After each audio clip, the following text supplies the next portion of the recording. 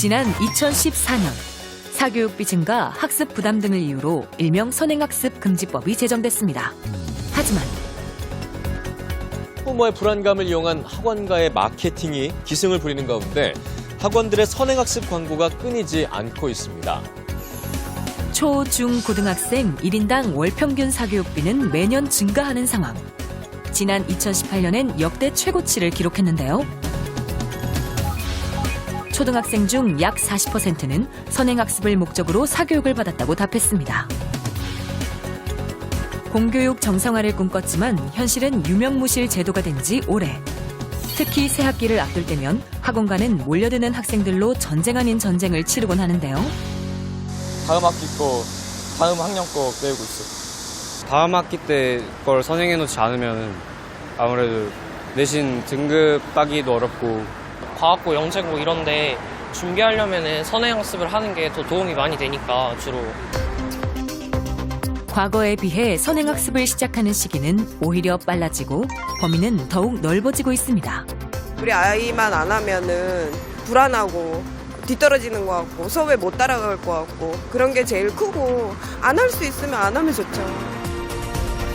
끝날 듯 끝나지 않는 선행학습의 굴레. 해결의 실마리는 더 이상 없는 걸까요?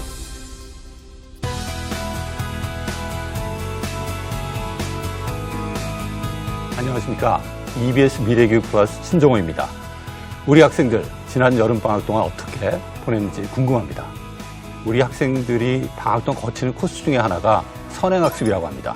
말도 많고 논란도 많은 선행학습. 오늘 미래교육 플러스에서 함께 이야기해보는 시간을 마련했습니다. 함께 이야기 나눠주실 분들을 소개합니다. 국어 지옥을 갔다가 수학 지옥을 갔다가 지옥에서 숙제라는 벌을 받는 그런 느낌. 왜 선행학습을 하느냐라고 했더니 많은 학생과 학부모들이 선행학습을 하지 않으면 학교에서 수업을 따라갈 수가 없다.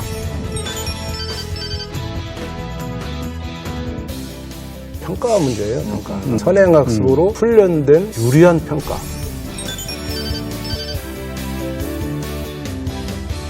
학부모의 인식 변화도 해야 되고 입시 제도도 변화가 돼야 되지만 사회적인 인식도 먼저 개선이 돼야지 되지 않나 싶어요.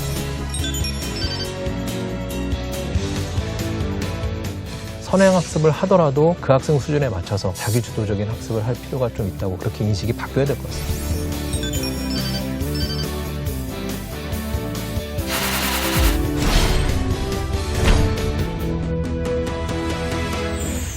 이 선행학습에 대한 논란이 되게 많은데 학생 입장을 좀 들어보면 좋을 것 같아요. 우리 조의원 학생. 네. 정말 주위에 선행학습 많이 해요? 네, 저 같은 경우도 이번 여름방학 때 선행학습을 했고 학생들, 저 친구들도 굉장히 선행학습을 많이 했거든요. 이제 방학이 저희 학생들 사이에서는 이제 지옥처럼 느껴지거든요. 지옥? 네, 지옥. 선행지옥. 네, 이게 그 신과 함께라는 영화를 보시면 네. 그 지옥이 여러 단계로 나눠져 있잖아요. 근데 지금 저희도 살짝 학원이 지옥같이 느껴지거든요. 국어 지옥을 갔다가 수학 지옥을 갔다가 영어 지옥을 갔다가 이게 매일매일 반복이 되다 보니까 정말 힘들고 거기서도 이제 또 한 학기치를 다 하다 보니까 그만큼의 숙제도 많잖아요. 그래서 살짝 지옥에서 숙제라는 벌을 받는 그런 느낌이 많이 들어서 아주 비유가 너무 적절하네요. 아니, 근데 지금 저렇게 학생이 지금 이렇게 선행학습을 한다고 했는데 사실은 학생들이 자발적으로 하는 선행학습도 있겠지만 사실은 부모님들이 불안하셔가지고 왜 선행학습을 시키는 경우가 더 많지 않나요? 어떠세요? 그렇죠. 학생이 원해서 선행학습을 시키는 경우는 정말 운 좋은 케이스고요. 보통의 가정에서는 그런 일이 일어나지 않기 때문에 그렇죠. 학부모들이 이제 자녀를 설득시켜서 선행학습을 시키는 편인데 저 같은 경우는 자녀가 지금 2학년, 4학년이거든요. 초등학생. 그래서 아직은 어린 편이어서 선행학습을 그렇게 많이 시키고 있지는 않은데 그래도 영어 같은 경우는 보통 어릴 때 시킬수록 좋다고 해서 영어만 지금 시키고 있는 편이에요. 네. 아니 질문하신 우리 최채성 선생님도 학부모 아니신가요? 그렇죠. 저도 안 불안하세요? 이 딸이 있긴 있는데 아니 네. 실제로 저는 제 딸이 반 친구들이 수학을 하는데 고등학교 수학을 벌써 한대요. 그래요? 그래서 와가지고 저한테 항의를 하는 거예요. 아빠는 뭐 하냐고. 지금 애들은 지금 벌써 지금 고등학교 가는데 날 왜 안 시키냐고. 저한테 항의를 하는 거예요. 너무 당황해가지고 아니 애들이 무슨 벌써 고등학교래 봤더니 이야. 진짜 그래요. 그게 좀 저한테 이해할 수 충격이었어요. 있을지 참 궁금하네요. 그러니까요. 네. 이 학생들이 이제 방학이나 학기 중에 스스로 하기보다는 이제 학원을 통해서 선행학습을 많이 한다고 했는데 아까 우리 조희연 학생이 지옥 그 여러 군데 갔다 온다라고 비유를 했는데 이 선행학습 어떻게 생각하시는지 오늘 패널들의 이야기를 좀 들어봤으면 좋겠습니다. 그 학생 말 들어보니까 지옥이란 단어를 썼다라는 표현 안에서도 얼마나 이 스트레스를 받을까 좀 생각이 되거든요. 근데 이제 좀 안타까운 게 사실 방학 중에 선행, 예습 이런 게 중요한 게 아니라 일단 복습이거든요. 근데 이거 복습을 안 하고 선행을 한다. 이게 제일 문제인 것 같아요. 왜냐하면 그 모든 학습은 그렇겠지만 수학 같은 경우에 특히 연계성이 많거든요. 연계성이 많은 학문에 대해서 이런 그 우리 교육 과정에 대해서 복습을 하지 않고 만약에 선행을 하게 되면 미진한 부분은 다음번에 연결됐을 때 당연히 또 모르는 거거든요. 그러니까 몰랐던 개념을 복습하고 몰랐던 개념을 심화학습하는 게 더 중요한데 그 부분 놓치고 선행하는 건 좀 문제점이 좀 있다고 생각이 좀 돼요. 사실 이 선행학습이라고 하는 현상은 세계 어느 나라에서도 유래를 찾기가 힘든 현상이거든요. 다른 나라는 별로 안 보여요? 이런 선행학습이? 이 사교육이라고 해도 우리가 이제 세계적으로도 섀도우 에듀케이션이라고 하는 사교육이 있는데요. 이 선행학습은 우리가 차후에 배워야 되는 학습을 이렇게 아이들이 방학을 이용해서 방학 내내 이렇게 치열하게 공부를 하는 학교가 그런 나라가 과연 몇 나라나 될까? 그렇다면 학교는 도대체 무엇을 읽는 거냐 이런 말이 나올 정도로 사실은 이 사교육이 우리나라에 있는 아주 좀 우리 학생이 말했듯이 정말 학생들에게는 지옥과 같은 그런 그 현상을 보이고 있습니다. 그래서 학부모나 또는 학생들에게 물어봤어요. 왜 선행학습을 하느냐라고 했더니 많은 학생과 학부모들이 선행학습을 하지 않으면 학교에서 수업을 따라갈 수가 없다. 왜냐하면 수업 진도가 굉장히 빠르고 또 선생님은 대답하는 학생들 위주로 해서 수업을 나가기 때문에 그 미리 선행을 하지 않으면 학교 수업을 따라갈 수가 없어서 어쩔 수 없이 이렇게 사교육에서 선행학습을 한다. 이렇게 이야기를 하고 있고요. 또 선생님들은 뭐라고 말씀하시냐면 교육 과정이 너무 많다. 또는 너무 어렵다. 그래서 이렇게 진도를 나가기 위해서는 이렇게 대답하는 학생들 위주로 해서 할 수밖에 없다라고 하는 그런 말씀들을 합니다. 그러니까 좀 교수님 말씀하신 대로 저는 이 선행학습이 너무 일반적인 모습이라고 너무 당연한 모습이라고 생각했는데 오히려 이게 굉장히 특수한 예외적인 모습이네요. 그렇죠. 제가 네덜란드에 가서 사실 네덜란드가 수학교육에서는 프로이덴타라는 유명한 수학교육학자, 지금 현재 21세기의 수학교육학이 그 사람 거라고 봐도 되는데 굉장히 이제 귀중한 사람이기 때문에 몇 번 이렇게 찾아가서 이제 교포 자녀에게 니네 학교 수학책을 좀 보자. 여름에 제가 갔어요. 그랬더니 책을 안 가져왔어요. 교과서를. 그래서 왜 그러냐 했더니 선생님이 왜 가져가냐고 묻는다는 거야. 학교에서 책을 가져가려고 하니까.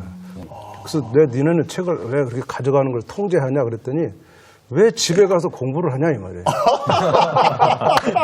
아니 네가 집에 가서 할 일이 많은데 수학 공부하려고 왜 책을 가져가냐. 이거 안 된다.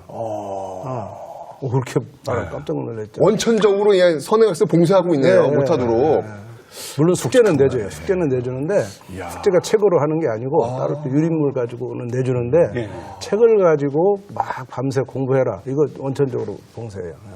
오늘 선행학습 아주 재미있게 이야기를 진행할 것 같습니다. 근데 선행학습에 대해서 우리가 본격적으로 얘기하기 전에 선행학습하고 예습, 이 개념적으로 어떻게 구별될 수 있는지에 대해서 좀 얘기를 해볼 필요가 있는 것 같아요. 어디까지가 선행학습이고 어디까지가 예습이냐. 맞아요. 이게 패널들 보시기에 좀 어떤지. 범위의 차이인지 내용의 차이인지 어떤 건지 사실 좀 구분은 안 가는데 선생님이 한번 좀 정리 좀 해주세요. 정확하게 구분하기가 좀 어려울 수도 있는데요. 좀 차이를 두자면 예습은 어쨌든 뭐 다음 주에 수업이 있거나 내일 수업이 있을 때 그 수업하는 내용을 미리 보고 가고 궁금한 것을 자기가 체크해 갔다가 수업 시간에 해결하는 게 예습인데 선행학습은 약간 좀 그 학원에 의한 선행학습은 사실 요즘에 좀 자기 주도적인 게 아니라 주입식인 좀 경향이 있거든요. 그러니까 한 단원 정도를 그냥 내용을 개념 이해를 확실히 이해하지 않으면서 그냥 쭉 되는 쭉 수업을 듣는 이런 게 조금 선행학습, 그러니까 아까 말씀드리신 그 범위의 차이도 있다면 내용의 차이에서도 예습이랑은 좀 구분이 된다고 저는 생각이 돼요. 그러니까 예습은 좀 자기 주도적으로 자기가 혼자 해고 가는 것이고 그다음에 선행학습은 스스로 하기보다는 주입식으로 조금 내용을 그냥 알고만 간다 이런 정도로 저는 규정하고 싶습니다. 여기에서 아마 이제 선행 학습이다 아니면 선행 교육이다라고 하는 것을 우리가 공교육 정상화법, 선행 학습 금지법이라고 하는 것에 좀 규정을 하고 있는데요. 선행 학습이라고 하면은 사실 주체가 학생이 되어서 학교에서 배울 내용보다 미리 앞서서 공부하는 것을 우리가 선행 학습이라고 이야기를 하고요. 선행 교육은 주체가 이제 학교나 아니면은 사교육기관이 되어서 그 교육을 시키는 것을 우리가 선행 교육이다 이렇게 혼동해서 쓰이는데 사실은 오늘 우리 토론의 어떤 주제에 맞는 것은 선행 교육을 포함한 선행 학습의 개념의 선행 학습이다 이렇게 말씀드릴 수가 있습니다. 그렇다면 그 선행 학습을 아까 우리 선생님께서 한 단원을 미리 공부하는 것은 선행이다 이렇게 규정을 하셨던 것처럼 이렇게 학자들마다 사실은 선행 학습을 어느 정도 기간을 먼저 배우는 게 선행 학습이냐 이런 것에 대한 것은 의견이 분분합니다. 어떤 분은 뭐 1개월, 어떤 분은 뭐 3개월, 6개월, 한 학기나 또는 1년 이렇게 좀 의견이 분분하기는 하지만 일반적으로는 보통 그 한 학기에 앞서서 방학 동안에 배우는 것을 우리가 흔히 말하는 선행 학습으로 이렇게 이야기를 하고요. 말씀하셨던 것처럼 초등학생이 고등학생의 수학 문제를 푸는 것 이거 역시 선행 학습으로 이렇게 볼 수가 있습니다. 교육 전문가들하고 또 학부모님하고 선행학습에 대한 이해가 또 다를 수 있을 것 같아요. 우리 학부모님은 선행학습을 어떻게 보시나요? 저는 개인적으로 주 진도를 어디에 두느냐에 따라서 다른 것 같아요, 기준이. 그러니까 학교 진도에 학교 교육 과정에 맞춰서 아이가 조금 앞서서 공부하는 거는 예습이고 반면에 학교 교육 과정이랑은 관계없이 아이 자기만의 교육 과정으로 진도를 나가는 거는 선행이 아닌가 저는 그렇게 이해하고 있거든요. 그렇게 시키세요? 예술적으로 시키려고 노력은 하고 있는데 요즘에 엄마들 교육 학부모 관련 사이트 인터넷 커뮤니티 같은 데에서 보면 4학년이 되면 본격적으로 이제 영어 이외에 다른 과목들도 특히 수학을 이제 선행학습을 본격적으로 시켜야 될 나이라고 해서 지금 선행을 해야 될지 아니면 그냥 예습 정도만 해야 될지 저도 이제 좀 고민이 되고 있어요. 동시에 하기 어려우니까 선행해야 되지, 예습해야 되지, 복습해야 되지 할 게 너무 많잖아요. 그러니까 고민하실 것 같아요. 또 이제 점점 영어 수학 이외에도 과학, 논술, 역사까지도 지금 다 선행을 하고 있는 추세예요. 역사까지도요? 저는 안 시키지만 주변에서 역사까지도 그렇게. 선행을 해요? 아, 네. 아이 참 이렇게 웃음이 이렇게 나오셔요. 어렸을 때부터 역사 체험학습도 다니고 이런 책도 읽히고 하면서 뭐 꼭 학원을 다니지 않지만 역사를 미리 이렇게 배워가면 좋다고 하더라고요. 그건 이게 놀이겠죠, 놀이. 교양 차원에서 그렇죠. 깜짝 놀라가지고 시험을 대비한 그런 선행학습을 역사라고 했다니 깜짝 놀라가지고 그런 건 아닐 거예요. 아, 그런가요? 그러길 바래요. 그래서 사실 입시를 위한 공부 말고 다양한 독서나 체험 활동들이 사실 아이들이 생각하는 어떤 자원을 많이 확보한다는 측면에서 되게 도움이 많이 되거든요. 그러니까 우리가 좀 폭넓게 아이들의 성장과 관련된 교육 경험들을 생각할 필요는 있는 것 같아요. 이 선행학습, 이게 사교육 시장에 아주 주된 어떻게 보면 요새 그 타겟이 되고 있는데 수입원이죠. 네. 이전에는 이렇게 선행학습이 사교육 시장의 주된 타겟은 아니었던 것 같아요. 갑자기 이렇게 선행학습이 주된 어떤 그 타겟이 된 배경이 뭔가요, 이게? 배경까지는 이제 저도 선행 사교육에 있었던 사람이 아니기 때문에 이제 쭉 역사를 보면 90년대까지는 선행학습이라는 말이 학교에 유행하지 않았던 것 같아요. 아, 그랬나요? 근데 이제 IMF 때 이제 학교만 기업만 힘들어진 게 아니고 사교육도 많이 타격을 받죠. 왜냐하면 사실 가게가 기울면 사교육비를 줄이게 돼 있거든요. 그렇죠. 그래서 학원들이 그때 많이 죽어요. 힘들어지고 이런 시절에 이제 학원들이 이거 무슨 새로운 활로를 찾아야 되는데 그래서 이제 2000년대 돌아가지고 이 선행학습을 어떻게 이제 상품으로 사실은 뜬 거죠. 학원의 그 선행학습이라는 이름의 그 상품은 2000년대부터 떴어요. 그리고는 이제 그때부터 정부가 또 뭘 하냐면 사교육 통제를 하는데 지금 각 교육청별로 학생 1인당 학원비가 정해져 있습니다. 시간당으로 정확하게 분당으로 정해져 있는데 이제 60 곱하면 이제 시간당이 나오는데 그 이제 강남구가 다르고 이제 강북구가 다 다르게 돼 있긴 하지만 약간의 차이는 있지만 그래도 그걸 쭉 하면 1시간에 받을 수 있는 금액이 불과 우리가 상상하던 굉장히 작아요. 그래서 이제 수업을 많이 늘리는 게 가장 이제 학원에서는 그러려면은 학교 수업만 따라가서는 학교 수업 하루 2시간 하루 두 페이지 나가는 거 학원에서 얼마나 가르치겠어요. 일주일에 기껏 10장도 안 나가는데. 예. 그러니까 이것만 가지고 안 되니까 미리 이제 땡겨오면 통상 그 학원은 이제 선행 사교육을 3번 정도 시킨다고 해요. 그 학원의 공식 룰입니다. 3번. 3번을 돌린다고요? 네, 3바퀴 돌린다. 이렇게. 아이고야. 그러면 이제 원래 하나가 있으니까 4바퀴 돌리는 거죠. 4배의 수업 시간을 벌 수가 있어요. 네, 말씀하신 것처럼 이렇게 어떻게 보면 사교육 시장, 학원의 전략적인 상품으로 선행학습이 이렇게 만연됐다라고 볼 수 있는데요. 그 첫 번째 이유가 뭐냐면 선행학습은 학교 성적이 바로 나오지를 않아요. 그렇죠. 그렇기 때문에 그 학교 성적으로 이게 바로 증명이 되거나 이러지 않아서 부담이 굉장히 적을 수가 있고요. 또 하나는 선행학습을 하는 학생들이 주로 그 학력에 있어서 상위에 해당하는 학생들이 주로 선행학습을 많이 하고 있기 때문에 이런 학생들을 보유를 하면 또 학원의 어떤 홍보, 이 전략으로도 굉장히 활용할 수가 있어서 그렇죠. 어떻게 보면 이 선행학습은 그 학원이 만들어내는 말씀하신 그 전략적인 상품의 또 하나로 또 이렇게 해석이 됩니다. 필요에 의해서 만들어진 측면도 있지만 이렇게 전략에 의해서 운영을 위해서 만들어진 측면도 있다는 말씀이시네요. 우리 학생은 한 3바퀴 돌았어요? 이게 3바퀴까지는 아닌 것 같고. 네, 몇 바퀴 돌았어요? 그러니까 몇 바퀴라고 돌기에는 사실 좀 애매한 게 늦게 시작했잖아요. 한 단원을 이렇게 하고 나서 문제를 계속 풀거든요. 똑같은 개념을 나가는 게 아니고. 그래서 뭐 같은 문제만 계속 뭐 한 달간을 계속 푼다던가 같은 그런 단원의 문제들을 좀 많이 푸는 것 같아요. 근데 이제 조현 학생은 고등학교 올라와서 이제 선행을 했잖아요. 네네. 그러니까 이제 시간이 얼마 없는 거고 만약에 중학생이 이제 고등학교 아예 선행한다. 초등학교 때부터 예. 서클을 도는 거예요, 이렇게. 이제 3번 돌려야죠. 3번. 이게 제가 학원 업자들은 들은 공식 공식 룰입니다. 우리 학부모님은 자녀를 몇 번 돌리셨어요? 아직 궁금해졌네요. 이제 시작이시네요. 지금 시작이죠? 이제 돌아가셔야 되겠네요. 그렇구나. 예, 이게 선행학습 정말 그 필요학처럼 우리 교육계에 지금 자라나고 있다라는 생각이 드는데 이게 정리가 좀 될 필요는 있는 것 같아요. 우리 학생, 아까 이 얘기가 나왔듯이 지옥 체험을 여러 번 방학 기간 동안에 하는 것 같다라고 하는 게 우리 학생들이 느끼고 있는 현실이 아닌가 생각이 듭니다. 그래서 우리 그 조희연 학생 다니고 있는 저현고등학교 맞죠? 네. 그 저현고등학교의 학생들, 친구들의 생각들을 한번 저희가 들어봤어요. 학생들의 생각을 한번 들어보시고 같이 이야기를 나눠보겠습니다. 경기도 일산의 한 고등학교. 방학 중 보충 수업을 받고 있는 고등학교 2학년 학생들을 만났습니다. 이들에게 선행학습 경험이 있는지 물었는데요. 자, 나는 선행학습 해봤다. 손 들어주세요. 다 손들었어. 9명 모두 선행학습을 해봤다고 답했습니다. 중학교 3학년 겨울방학 때부터 했어요. 고등학교 수학과정은 다 했던 것 같아요. 초등학교 6학년 때 이미 기하 벡터를 하고 있더라고요. 저 혼자 아무것도 안 하면 못 따라갈 것 같아서 시작하게 됐어요. 짧게는 한 학기부터 길게는 몇 년 이상의 진도를 앞서 나가는 학생도 있었는데요.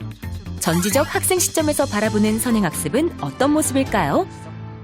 수업을 들을 때 선행을 하고 안 하고 차이가 나 확실히 있다고 생각해. 이미 선행을 했던 아이들은 그냥 복습하는 개념을 생각해서 수업을 듣는데 수업을 처음 들었을 때 이제 이게 모두 모르는 내용일 때는 나는 이제 정말 이해가 안 가고 정말 답답했거든. 이런 교육의 흐름, 경쟁하는 흐름에 있어서는 선행학습은 정말 불가피하다고 생각해. 우리 고등학생들이 생각하기에는 성적만 잘 맞고 뭐 괜찮으면 땡. 그냥 뭐 대학만 잘 가면 되는 거잖아. 사실 사회 구조 자체가 문제인 거지 현재 상황에서 이런 선행학습을 하는 거는 나는 당연할 수밖에 없다 이렇게 생각을 해. 현 시대에서 선행학습은 불가피한 선택이라는 학생들. 한편 득보단 실을 불러올 수 있다고 말하는 이들도 있는데요. 이렇게 1년이나 앞선 선행을 할 경우에는 이제 계약을 하고 나서 이제 그 과목을 공부할 시간이 없단 말이야. 이제 돈을 써가지고 그렇게 배웠는데 이제 그런 경우에 까먹게 되고 다시 배워야 하는 경우가 생기니까 너무 많은 숙제 때문에 오히려 학교에서 잠이 쏟아지거나 수업에 집중을 하지 못하는 경우가 너무 많았어가지고 무리한 선행학습이 오히려 집중력을 저하시킬 수 있다는 의견인데요. 그로 인해 정작 해야 될 학교 교과 수업은 흥미를 잃어 멀리하게 될 때도 있다고 합니다. 시험 문제 위주, 그러니까 평가 문제를 잘 풀게 하는 것 위주로만 가르치다 보니까 문제는 잘 풀죠. 실제로 문제는 잘 푸는데 개념 확인하는 문제에서는 오히려 어려워하는 모습을 보이기도 했어요. 그저 단기간의 평가, 그 결과를 보여주기 위한 학습이다 보니까 아이들이 문제풀이에 조금 집중되어 있지 않나, 네, 그렇게 생각합니다. 무조건적인 선행학습보다는 스스로 이해하는 데 목적을 두고 그 과정에 집중하는 것. 그것이 진정한 공부 아닐까요?